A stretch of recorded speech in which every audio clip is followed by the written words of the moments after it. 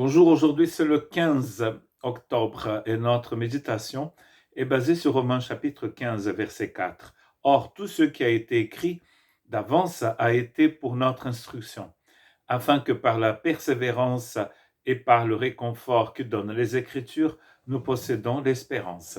Paul vient de citer dans le verset 3 le psaume 69, verset 9, dans la plupart des versions. Dans d'autres versions, c'est le verset 10.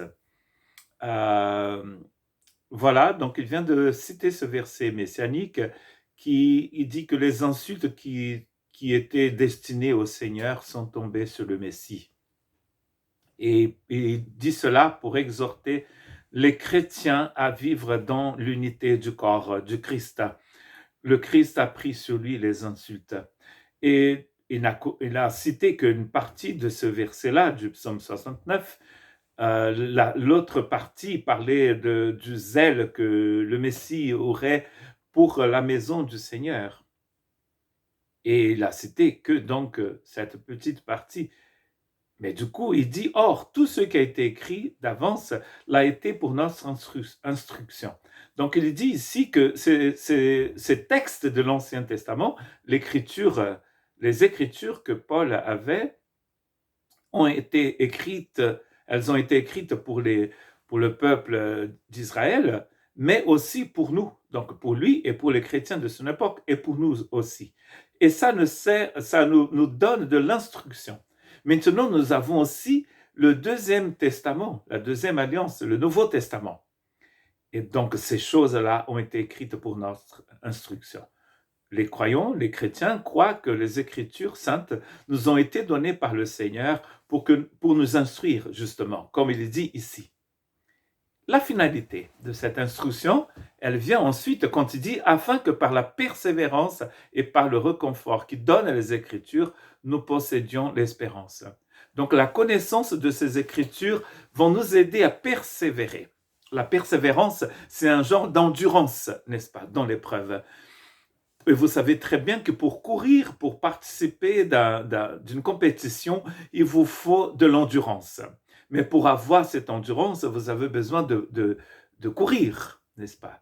De vous entraîner pour pouvoir trouver cette endurance. L'endurance nous aide dans la marche. Et nous avons parlé il n'y a pas très longtemps de marche, de course. Nous sommes dans une course, nous sommes dans une marche. Selon Paul, quand il écrit aux Éphésiens, nous sommes même dans une guerre, dans une bataille. Et nous avons besoin de persévérance.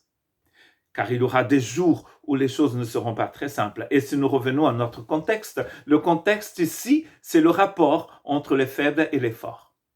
Ceux qui se disent faibles et ceux qui sont considérés comme ceux qui se disent forts et ceux qui sont considérés comme des faibles. C'est-à-dire, c'est le rapport qui existe entre vous et moi. Nous avons besoin de persévérance, n'est-ce pas?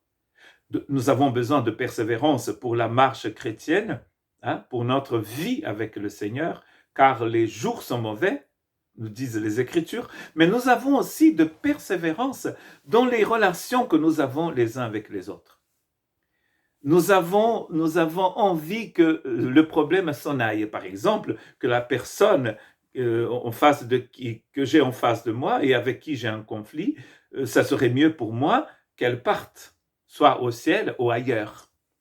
Mais même quand les gens partent ailleurs, si nous avons un souci avec eux, le souci demeure. Nous avons besoin d'endurance pour continuer à nous battre contre le mal et pas contre le frère et la sœur. Les Écritures nous apprennent la persévérance, mais elles nous donnent aussi du réconfort. Ce réconfort va nous aider aussi à posséder l'espérance. Et si nous n'avons plus d'espérance, c'est mort.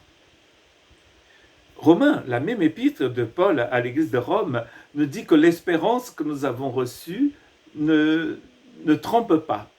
Pourquoi? Parce que agapé a été déversé dans notre cœur par le Saint-Esprit. Nous revenons toujours à cet agapé. Et bien sûr, tout cela, c'est l'œuvre de la grâce de Dieu.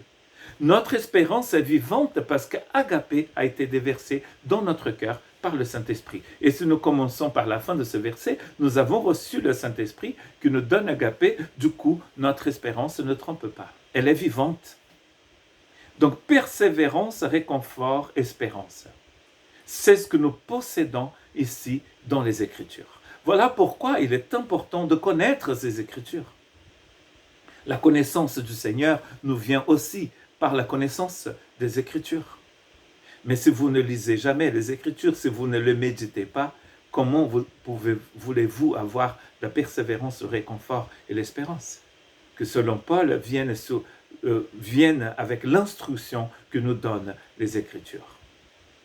Que Dieu puisse vous aider à avoir ce désir profond de connaître le Seigneur par les Écritures. Que Dieu vous bénisse.